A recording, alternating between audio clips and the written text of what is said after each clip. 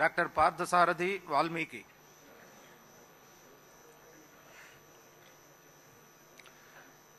Doctor Parthasarathi Valmiki అని నేను శాసనసభ్యుడిగా ఎన్నికైనందున శాసనం ద్వారా నిర్మితమైన భారత రాజ్యాంగం పట్ల నిజమైన విశ్వాసం, విధేయత చూపుతానని, భారతదేశ సార్వభౌమాధికారాన్ని, సమగ్రతను కాపాడుతానని, నేను స్వీకరించబోయే కర్తవ్యాన్ని శ్రద్ధాశక్తులతో నిర్వహిస్తానని దైవసాక్షిగా ప్రమాణం చేస్తున్నాను.